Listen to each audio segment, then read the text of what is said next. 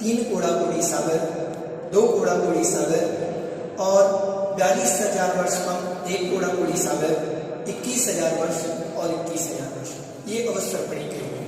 उत्सर्पणी के यहाँ से बढ़ते हुए लगाना 21,000, 42,000 वर्ष कम 1 कोड़ा कोड़ी सागर, 2 सागर, 2 कोड़ा कोड़ी सागर, 3 कोड़ा कोड़ी सागर और 4 कोड़ा कोड़ी सागर। ठीक है, चलिए अब देखते हैं। हमने आपको बताया था ये जो आगे का काल है, आगे के जो 3 काल हैं ये भोग भूमि के काल हैं। किसके काल हैं? पहला, दूसरा और तीसरा काल। ये किसका काल है? भोग भूमि का अर्थ होता है जहां सिर्फ भोग भोगना पड़ता है, करना कुछ नहीं पड़ता। जैसे हमने आपको बताया था कर्म भूमि के विषय में कि जैसे आदिनाथ भगवान ने 6 कर्म सिखाए थे, 6 कर्म का उपदेश दिया था। किनको? प्रजा को।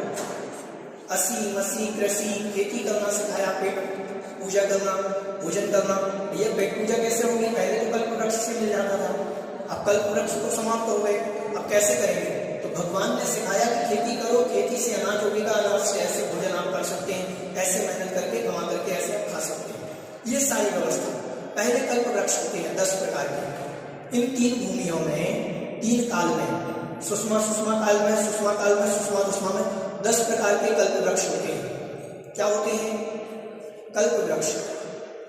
इन कल्प वृक्षों में वस्त्र मिलते हैं, रहने के लिए घर मिलता है, इनसे आप बर्तन मांग सकते हैं, इनसे आप जो चीज मांगे, भोजन के लिए अच्छा भोजन मांग सकते हैं, पीने के लिए आप जितना स्वादिष्ट रस मांगना चाहें उतना स्वादिष्ट रस मांग सकते हैं। एक मध्यांग जाति का कल्प वृक्ष होता है। कौन सी जाति का? मध्यांग। मध्य मतलब तो होती है शराब। तो क्या ये मध्यांग जाति का कल्प वृक्ष जो है ये शराब प्रदान करता है? हाँ, ध्यान से सुनो, ऐसी व्यवस्था नहीं है, समझना है। इसका कोई अर्थ बता देते हैं कि एक मध्यांग जाति का कल्प वृक्ष है जो शराब प्रदान करता है, ऐसे कुछ अर्थ बता देते हैं। नहीं, मध्यांग जाति का अर्थ है, मध्य का अर्थ होता है मधुर भी होता है, मध्य का अर्थ मधुर भी होता है, तो मीठे रस उत्पन्न करता है, उसे मध्यांग जाति के कल्प वृक्ष कहते हैं। ठीक है, तो पीने के लिए जैसे आप रस चाहते हैं, जैसी सामग्री चाहते हैं, खाने के लिए आप जैसी सामग्री चाहते हैं वैसी सामग्री वहां से मिल जाती है। ठीक है, समझ में आया? चलिए, तो इनमें भोग भूमि के काल में करना कुछ नहीं होता है और सब मिलता है कल्प वृक्षों के माध्यम से। ठीक है, चलिए देखते हैं। पहली भोग भूमि। भोग भूमि के हमने 3 भेद कर दिए, उत्तम भोग भूमि, मध्यम भोग भूमि और जघन्य भोग भूमि। पहले के जो 3 काल हैं उनको 3 भागों में विभाजित किया, उत्तम भोग भूमि, मध्यम भोग भूमि, जघन्य भोग भूमि। उत्तम मतलब सर्वोत्कृष्ट, सबसे अच्छी, उससे थोड़ी मीडियम जो है उसको मध्यम भोग भूमि, और जघन्य जो है सबसे निचली जो भूमि है, जो काल है उसे जघन्य भोग भूमि कहा। ठीक, समझ में आया? अब उत्तम भोग भूमि की व्यवस्था क्या है? उत्तम भोग भूमि में जो जीव उत्पन्न होते हैं उनकी व्यवस्था क्या है? यहाँ पर जो मनुष्य उत्पन्न होते हैं, जो स्त्री उत्पन्न होती है, उनकी उत्कृष्ट आयु होती है 3 पल्ले। कितने पल्ले? 3 पल्ले। वर्ष शब्द को आपको जोड़ते ही जाना है। ठीक है, कितने पल्ले? 3 पल्ले। समझ में आया? इतनी आयु उत्कृष्ट होती है मनुष्यों की, स्त्रियों की। और वहां की जो ऊंचाई है 6000 धनुष ऊंचाई, 6000 धनुष कहें या कहें, बताओ 6000 धनुष में कितने फीट आएगा? 36,000 फीट। कल का क्वेश्चन याद है रात वाला। 36,000 फीट आएगा। कितना आएगा? इतनी ऊंचाई होती है मनुष्य की, 36,000 फीट का मनुष्य वहां पर पुरुष। ठीक है, विकल्प ग्रह नहीं होते। ये भूमि यहाँ पर वस्तु जैसे वृक्ष होते हैं, पृथ्वी कायक होते हैं, जल कायक होते हैं, वायु कायक, वनस्पति ये तो होते हैं, लेकिन 2 इंद्रिय जीव नहीं होते। 4 इंद्रिय जीव नहीं होते इस भूमि में।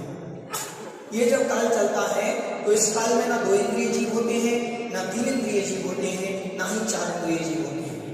2, 3, 4 इंद्रिय जीव नहीं होते, पंचेंद्रिय जीव होते हैं, क्योंकि मनुष्य स्वयं होता है तो मनुष्य की पंचेंद्रिय है। तो पंचेंद्रिय जीव जो होते हैं वह पंचेंद्रिय भी ऐसे नहीं होते, विषैले सर्प नहीं होते, जैसे सर्प नहीं होगा वहां। जिनके अंदर विष होता है ऐसे जानवर नहीं होते। वृश्चिक नहीं होगा, बिच्छू जिसे कहते हैं, बिच्छू नहीं होगा, सर्प नहीं होगा। जिनके अंदर विष है ऐसे जानवर नहीं होते। और जो भी जानवर होते हैं वो लड़ते नहीं, उनके अंदर वैर भाव नहीं होता। हाँ, अच्छे होते हैं, क्योंकि ये भूमि भोग भूमि का काल है, बहुत अच्छा काल है। उसके बाद यहाँ पर जो स्त्री या पुरुष कोई भी जन्म लेता है तो वो जोड़े से पैदा होता है। क्या कैसे पैदा होता है? जोड़े से पैदा होता है। अगर ध्यान से सुना, एक व्यक्ति का जन्म हुआ पुरुष का एक माँ की कोख से, तो एक स्त्री का जन्म भी होगा साथ में, 2 पैदा होंगे बच्चे, एक पुरुष एक स्त्री, ठीक, 2 एक साथ पैदा होते हैं जोड़े से, बिना जोड़े के पैदा नहीं होते, वहां जोड़े से पैदा होते हैं। और जैसे ही ये पैदा होंगे, ध्यान से सुनो, इनके माँ बाप का मरण हो जाएगा।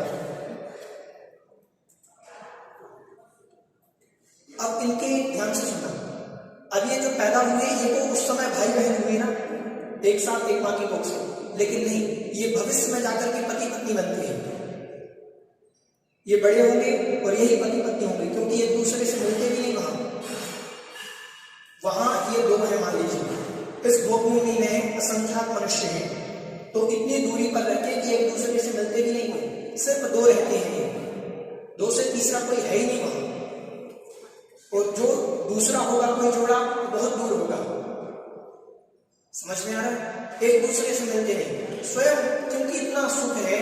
कभी कभी ध्यान से सुनो, आप सोचोगे कि 2 लोग कैसे सुखी रह सकते हैं, वो नहीं होते अकेले, सोचा है कभी? हाँ, ध्यान से सुनो, बोर नहीं होते। आपके पास जब मोबाइल होता है, अकेले 7-8 घंटे निकाल लेते हो, बोर होते हैं? नहीं होते। तो आपके पास सुख का साधन है, ध्यान से सुनो। और मोबाइल का नेट खत्म हो जाए आपका, तो फिर आप सबके साथ घूमोगे, भैया पिताजी कहाँ है, किसी के साथ बैठ लोगे। नहीं तो नेट जब तक है अपने पास, तब तक क्या कर रहे हैं? अकेले मग्न हैं। ऐसे ही यहाँ पर इतना सुख है, इतना सुख है कि वो स्वयं में मग्न रहते हैं। हमने आपको चक्रवर्ती का सुख कितना बताया था?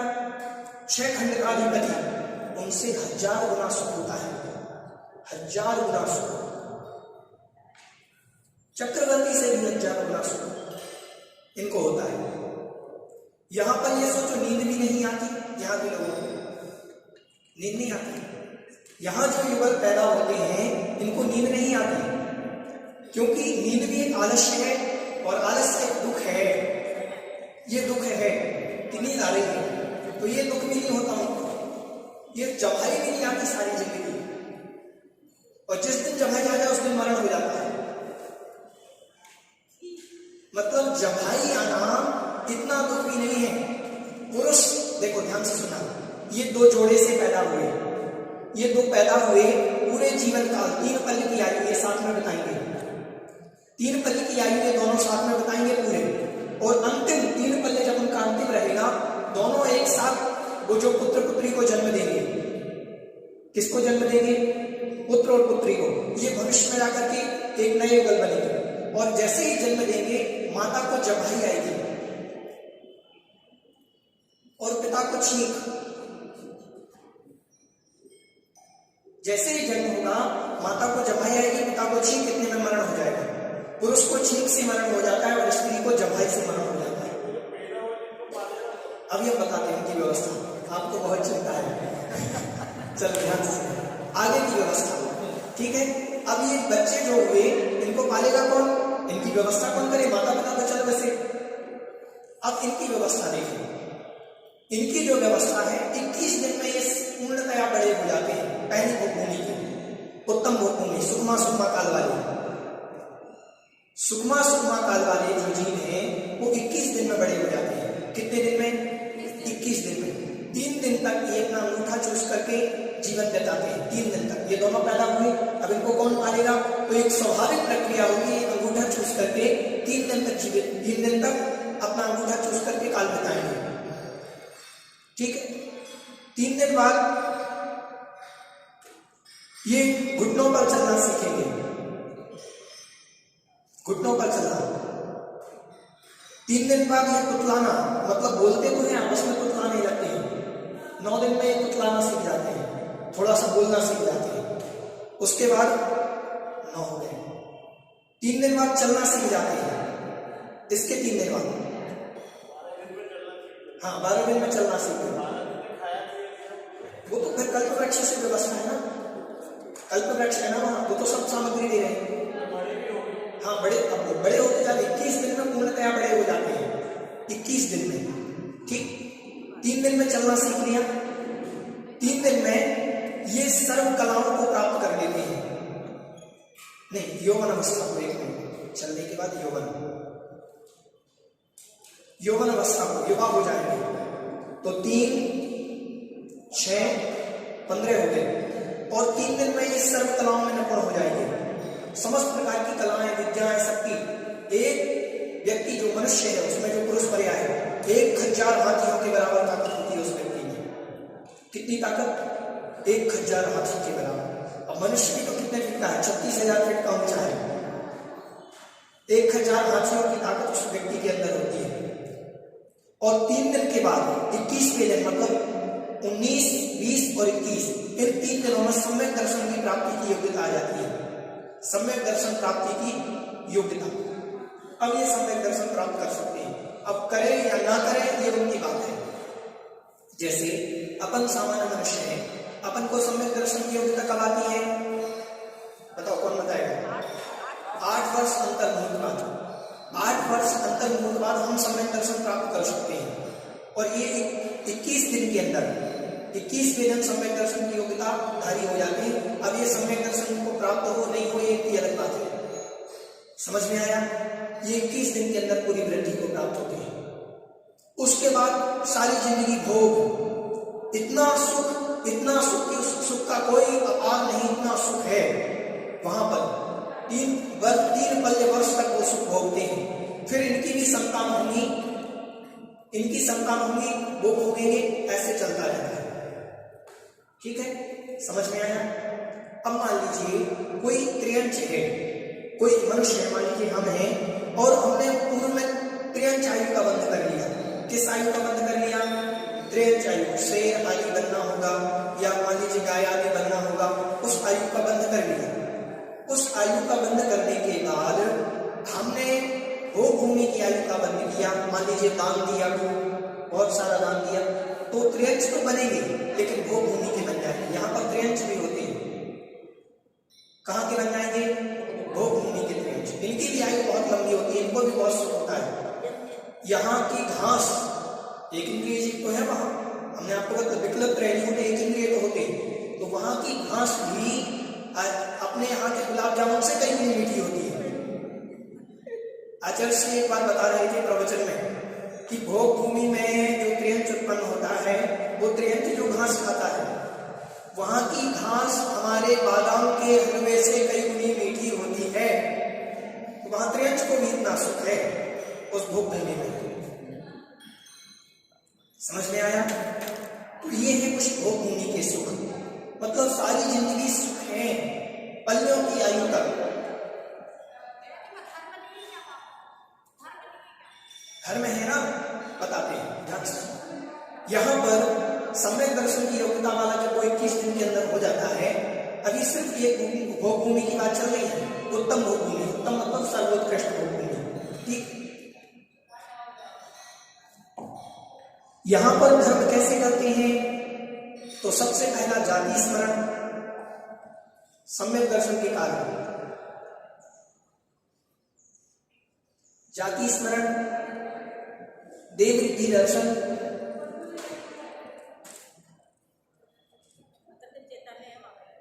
कहाँ नहीं, वहां कृत्रिम चेतना नहीं है।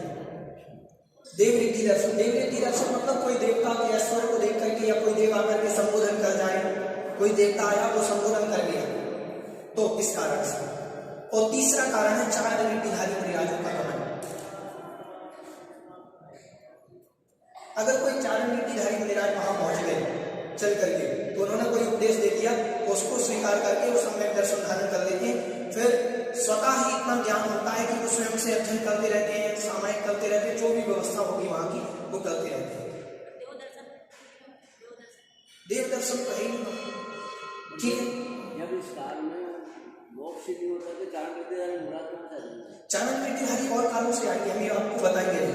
जैसे जम्बूद्वीप है, अभी हम बताएंगे।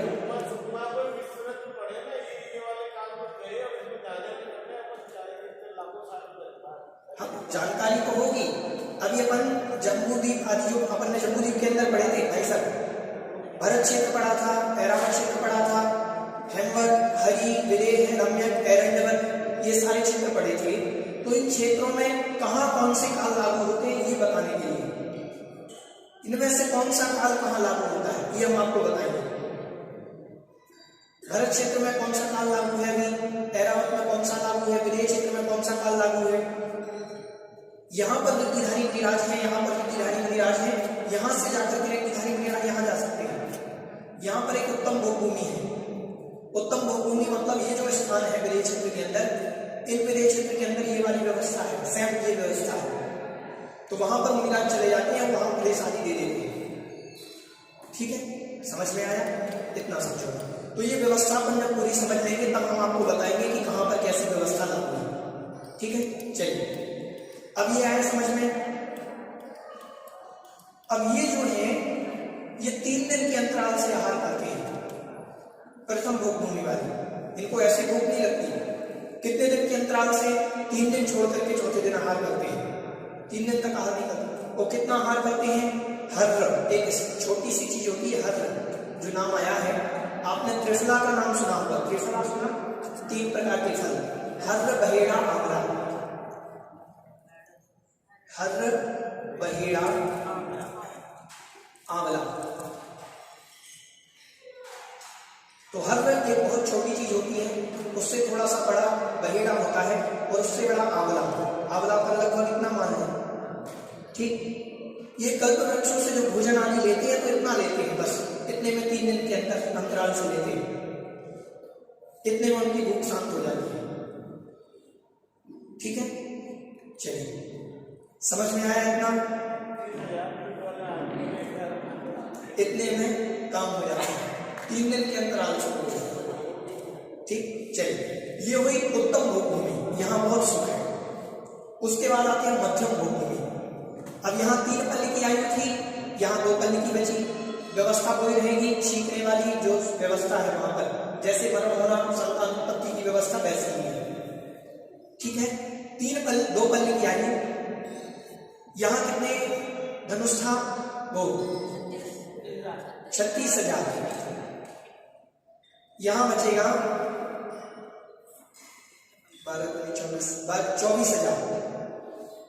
24,000 फीट, लगभग 4,000 धनुष। 24,000 फीट में कितना आएगा? 4,000 धनुष। यहाँ 6,000 धनुष की ऊंचाई, यहाँ 4,000 धनुष ऊंचाई। ऊंचाई थोड़ी सी कम हो गई। ठीक, 2,000 धनुष कम हो गई। ठीक, चलिए यहाँ जो भूख की व्यवस्था थी, यहाँ कितने दिन में भूख लग रही थी? 3 दिन में। यहाँ 2 दिन में लगने लगती है, 2 दिन की गैप से तीसरे दिन भोजन करते हैं।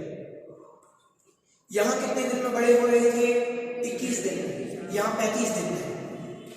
यहाँ जो व्यवस्था हमने आपको बताई थी कि 3-3 दिन में टुकलाना, चलना, यौवन अवस्था, यहाँ 5-5 दिन हो जाएंगे। कितने दिन? 5-5 दिन लगेंगे इनको। 5 दिन में चलना सीखेंगे। पहले वो 3 दिन में चलना सीख गए थे, अब ये 5 दिन में चलना सीखेंगे। ठीक, चलिए आगे अपन ये बहेड़ा, ये जो स्थान बहेड़ा, जैसे हमने बताया हर्र, ये इतना आहार करते हैं, ये जो करते हैं इससे थोड़ा सा बड़ा करते हैं, बहेड़ा बराबर। ये कितने दिन के अंतराल से कर रहे थे? 3 दिन के अंतराल से। ये 2 दिन के अंतराल से करेंगे, दूसरी भोगभूमि वाली। ठीक है, चलिए तीसरी भोगभूमि में आते हैं। तीसरी भोगभूमि की जो आयु है वो 1 पल्ले है। इसकी 3 पल्ले थी, इसकी 2, इसकी 1 पल्ले। ठीक है, इसकी जो स्थिति की ऊंचाई थी 6,000 धनुष थी, इसकी 4,000, इसकी बचेगी 2,000। 2,000 धनुष मतलब 12,000 फीट। ठीक, 12,000 फीट के मनुष्य होंगे। समझ में आया?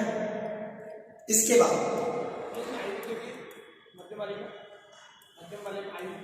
मध्यम वाले में आए 2 पल्ले, वहां 3 थी, यहाँ 2, यहाँ 1। ठीक है, चलिए ये जो है, ये जो बड़े होते हैं ये 5-5 दिन में हो रहे थे, अभी दूसरे वाले, ये तीसरे वाले उनके 7-7 दिन में, तो इनको पूरे पूर्ण अवस्था को प्राप्त होने में 49 दिन लगेंगे, 49 डेज। ठीक है, समझ में आ रहा है? हाँ, आगे ये जो आहार लेते थे ये 2 दिन के अंतराल से लेते थे, ये 1 दिन के अंतराल से लेते, जैसे ग्रीक सागर, चंद्रपद सागर भी लेते, 1 दिन छोड़े 1 दिन आहार, ऐसे 1 दिन छोड़े 1 दिन आहार लेते हैं। ये लेते हैं आंवले के बराबर। कितने लेते हैं? आंवले के बराबर। ठीक है, ह्रास हो रहा है, अवसर्पणी काल है, ध्यान से सुनो। अवसर्पणी काल का क्या मतलब था? घटते हुए आना, जहां आयु घटी, बल घटा, सब कुछ घट रहा है, भूख भी ज्यादा लग रही है, सारी चीजें घटती हुई आ रही है। ठीक है, चलिए ये हो गया। और इसमें जवाई छींक वाला जो सिस्टम है वो सब ऐसे ही रहेगा, उत्पत्ति का सिस्टम। यहां दिन रात का भेद नहीं होता, ध्यान से सुनना, इनमें दिन रात नहीं होते। दिन रात की व्यवस्था तो वही है, लेकिन होते नहीं, क्यों नहीं होते? क्योंकि ये कल्प वृक्ष है जो रोशनी उत्पन्न करता है। क्या उत्पन्न करता है? रोशनी उत्पन्न, प्रकाश उत्पन्न करता है। तो वहां रत्नों जैसा प्रकाश रहता है। वहां पर दिन रात समझ में सूर्य चंद्रमा है, लेकिन सूर्य चंद्रमा का प्रकाश वहां तक पहुंच नहीं पाता है, क्योंकि जब ये प्रकाश रहता है तो सूर्य चंद्रमा का प्रकाश क्या काम करेगा? तो कल्प वृक्षों में इतना प्रकाश रहता है वहां की, तो कल्प वृक्षों के प्रकाश के कारण उन्हें सूर्य चंद्रमा दिखाई नहीं देते। समझ में आया? ये हुए भोग भूमि के काल। ठीक है, आज बस इतना ही। कल अपन कर्म भूमि पढ़ेंगे और आदिनाथ भगवान की व्यवस्था। हाँ, ध्यान से सुने। कल्प वृक्ष 10 प्रकार के। क्या चीज बोल रहे हैं? प्रकाश देने वाला भी कल्प वृक्ष होता है ना, उसका नाम मुझे याद नहीं आ रहा है, वो कल्प वृक्ष होता है। हाँ, बताइए कल्प वृक्ष। चलो ध्यान से सुने। इन भोग भूमियों में उत्पन्न कैसे होते हैं? यहाँ पहुंचना है, ऐसी व्यवस्था चाहिए, तो कैसे उत्पन्न?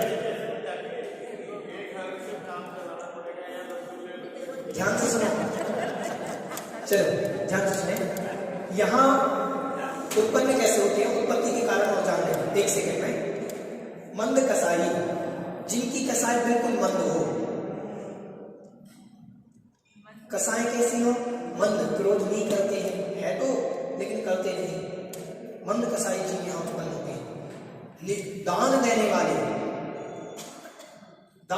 व्यक्ति यहाँ उत्पन्न होते हैं, जो सच्चे देवता सूर्य को दान देते हैं, उस क्षेत्रों में दान देते हैं, वो भोग भूमि के सुख का भोग करते हैं। ठीक है, मंद कसाई हो गए, दान देने वाले हो गए, शांत परिणामी, सरल परिणामी, देवता सूर्य की सेवा में तत्पर, ऐसे व्यक्ति ऐसी भूमियों में उत्पन्न होते हैं। ये भोग भूमि। ठीक है, चलिए। बोधि समाधि परिणाम शुद्धि, स्वात्मों के लब्धि, शिक्षों की सिद्धि, चिंतामणि चिंतित वस्तुदानी, और वंदे मानस्य ममस्तु देवी। नवाद नमोकार।